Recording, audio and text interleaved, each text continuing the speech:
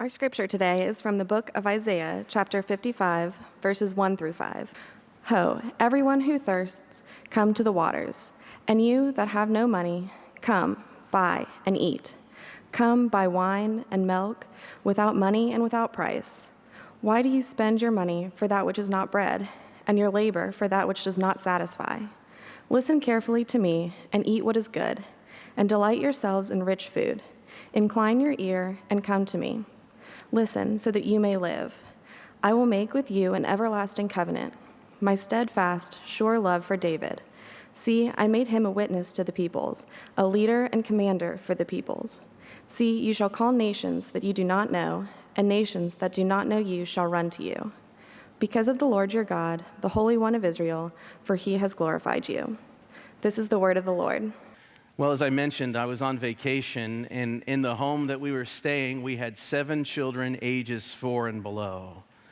It was chaotic, but that's nothing that the new Disney film Moana can't take care of. So we had Moana on the screen a bunch, and all the kids were in the living room. I was in the middle of the kitchen trying to make peanut butter and jelly sandwiches. I looked over at my sweet little Ruby, who's usually just got this gentle disposition about her. And she's sitting there like this. I say, Roo Magoo, what's wrong with you? And she goes, oh my. So I said, Ruby, are you upset? Stop talking to me. I wondered if one of her cousins or her sister stole a toy, or if somebody wasn't allowing her to hear Moana sing, or what else could be bothering her. And so I making peanut butter and jelly sandwiches, and finally I said once more, Ruby, can you tell me what the matter is? And she says, I'm hungry. I said, well, baby girl, why didn't you just come and tell me I'm making peanut butter and jelly sandwiches? You want one? A famage for me? Absolutely. But that little story kind of illustrates a truth of humanity, a spiritual truth really. That we're all in desire of things, and what's more, we all have need of things, and all the while we pout or maybe look to some other direction to attain what it is we need and want, all the while God is there waiting for us just to ask. We see that truth revealed, that great spiritual, universal truth revealed here in Isaiah's prophecy. And the first point that he makes is about God. The first spiritual truth is about God. He says, if you have a lack in your life, God can provide what you need. Look at verse 1 of our text. Ho, everyone who thirsts, come to the waters. And you that have no money, come, buy and eat. Come, buy wine and milk without money and without price. Who amongst us doesn't understand that? We have all been thirsty. We have all been needy. And there have been times when in those moments we have actually didn't have the resources to take care of ourselves. In high school, the great currency in the cafeteria was quarters. You see, when you would go to the cafeteria, in my high school, you probably had just enough money to get one of the ARA lunches, which consisted of whatever was on the menu of the day, and the beverage that came with it was white milk or water.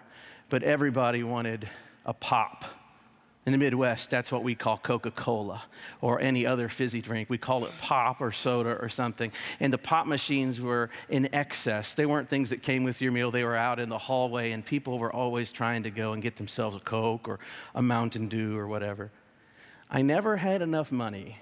Mom and Dad never gave me enough money. It seemed like all I ever had in my pocket was a couple dimes jingling around, and I always wanted a pop. I didn't want milk. Are you kidding me?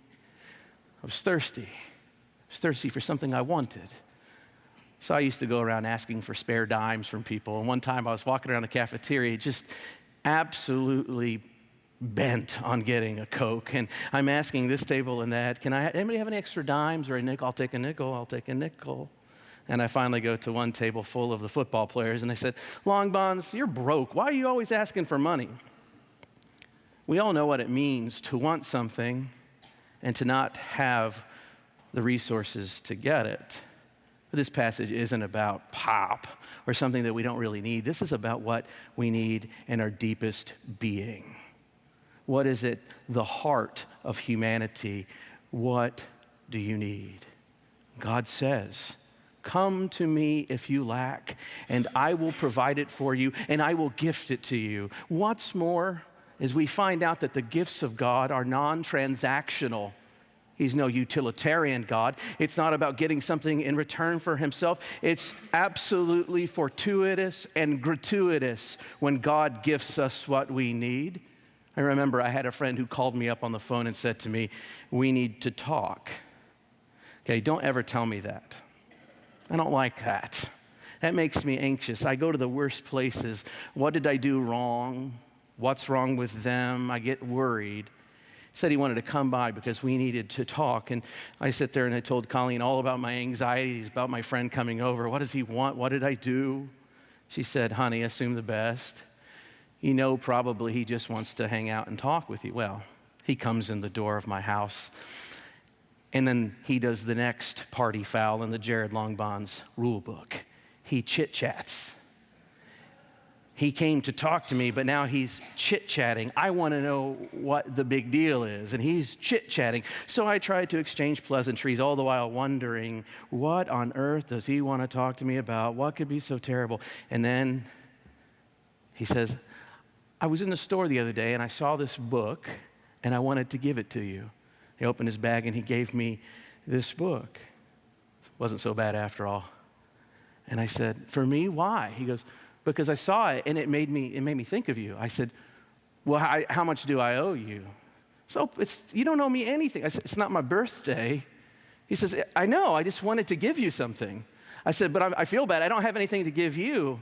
He says, do you know what a gift is? Apparently, I have a hard time with it. And I think, if we're honest, most of us do too. We have a difficult time believing that someone just would give something without anything being asked in return. And here's God, the great Father of us all, saying, if you lack, come to me. I want to give good gifts to you. The prophecy moves on to reveal next some spiritual truth about humanity.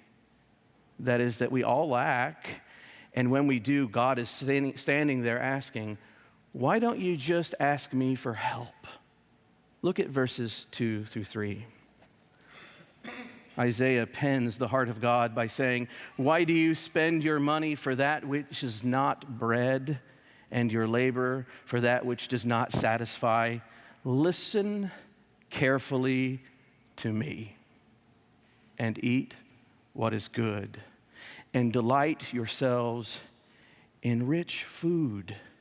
Incline your ear to me and come to me. Listen so that you may live, and I will make with you an everlasting covenant, like I did with David, he says later. The problem is not only that we tend not to ask God for help, it's that we tend to look for help in all the wrong places. We tend to look to fill that God-shaped vacuum, as Augustine calls it, that only God can fill. We tend to look to fill that vacuum in our hearts in all the wrong and bankrupt and foolhardy places.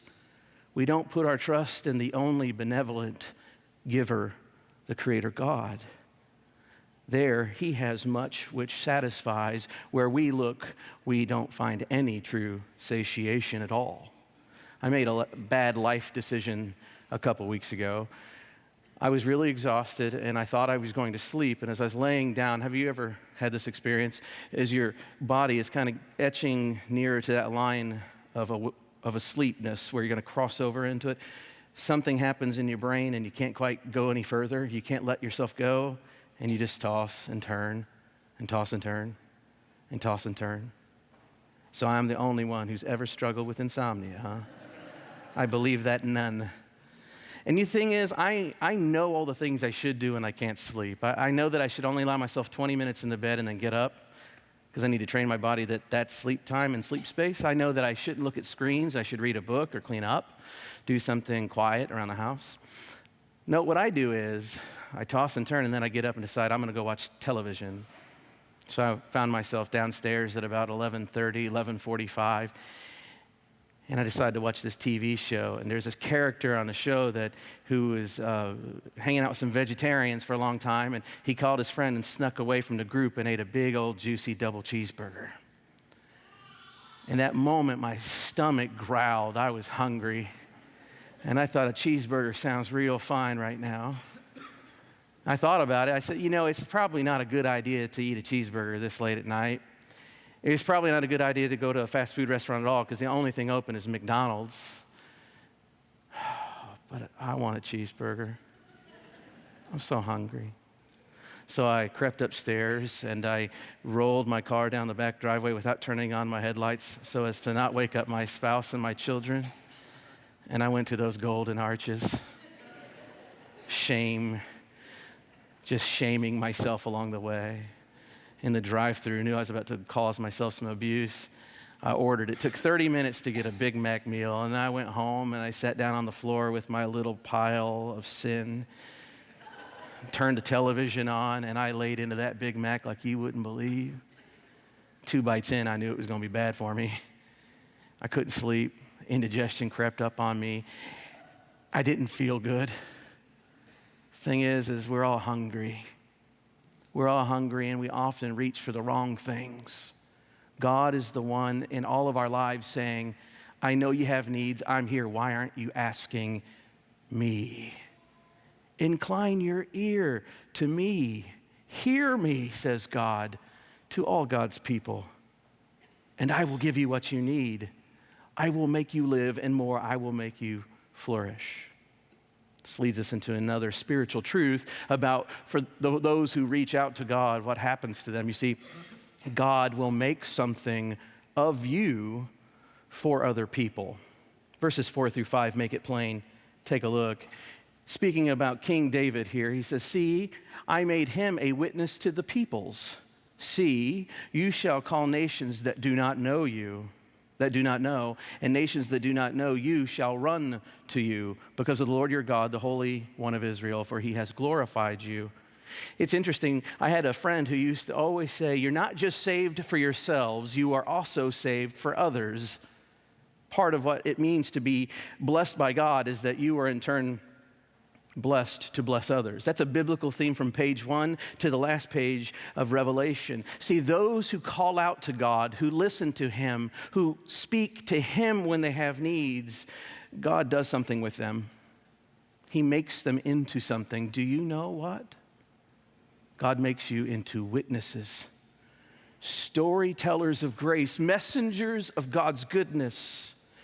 The promise is that the nations who do not know God in the time of David will see David, one who has yearned for God, who has reached out for God, and they will see in David a life-giving person, a person with such fertility of faith and life and goodness abounding from him that they can't help but go near. They will rush to him because there will be life. That is the promise for God's people as well.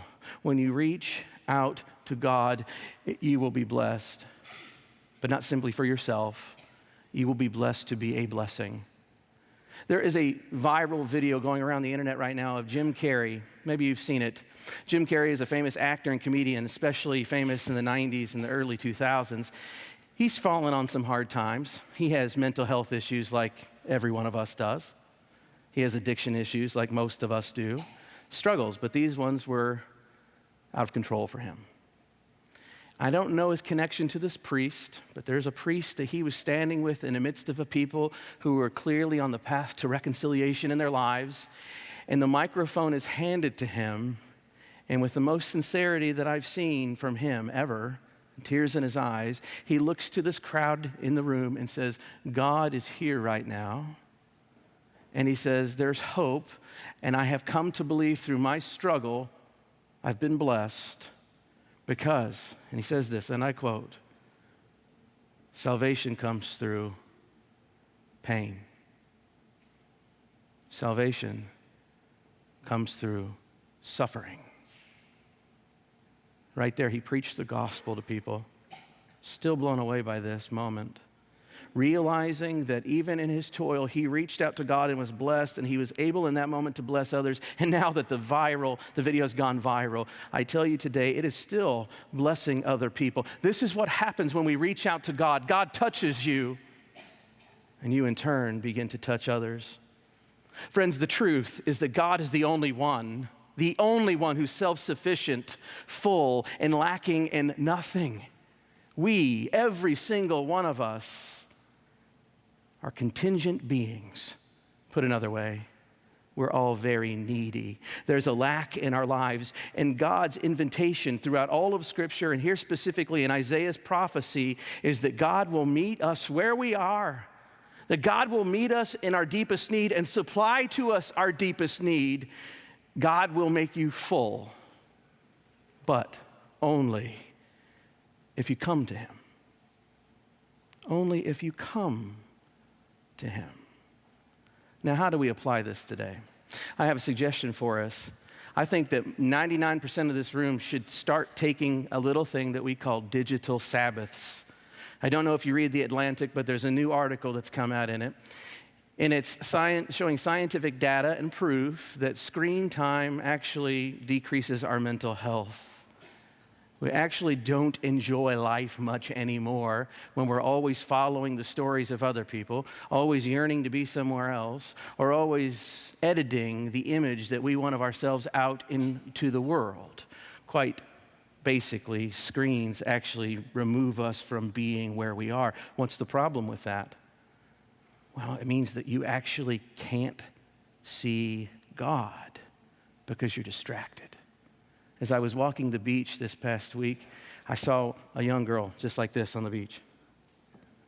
And the oceans are making beautiful sounds, and the wind's there, and the sun's in the sky, and birds are flying over. And then I watched her just do this, and then she tripped over a lawn chair, fell right on her face. I laughed at her privately, and then I asked for forgiveness from God. I'm kidding, I didn't laugh at her. But that's how we are spiritually. We got our heads in our devices, and we've got our heads in our own dramas, and we've got our heads in weird things that don't matter, so much so that we don't even know that we have some needs, and we don't hear God saying, I'm here to help you with the real hole in your heart. So let me tell you another story. I was sitting with Julie Dorney, who's a psychiatrist and member of our church, and we were having a meeting about something unrelated, and I told her that ever since I moved down to the senior minister's office, I've had chest fluttering, just fluttering in my chest. She says, what do you do? I said, well, the only way I can make the fluttering stop is I have to swing a kettlebell, go on a run, do something cardiovascular. And she says, cardio's good, do that, but not in those moments. You need to learn to calm in those moments. See, she suggested that I get this little app on my phone called Headspace and start doing meditation. So I did. I sat there in my office in a corner for about 10 minutes most mornings, but then I was doing it very, very well. So I sat there for 10 minutes. The first week, breathing, being aware of my breath, being in a chair, being present, quiet. My nose was not in a book. My eyes were not glued to a screen. I wasn't actively stressing over this possible problem or that one. I wasn't hypothetically creating problems to solve. I wasn't arguing. I wasn't scheming, planning. I was just breathing and being present to my own body. And then I had an epiphany. As I slowed down enough, I learned about myself. Almost a year being an interim senior minister, a search committee looking for a senior minister, becoming senior minister, moving homes, closing a child care facility with our church. All of it's been a lot harder on me than I realized. And I wasn't handling any of it well. So I was shoving it all down. If I didn't slow down, I wouldn't have known my need. But because I did, I was able to then turn to God and come to him instead of to another terrible, broken source to try to fill the hole and the hurt inside of me. God is there. God is not silent, friends. I challenge you this week to go forth and quiet yourselves enough to find out what you really need. God is there. He will meet you in your need. You just have to come to God. God bless you.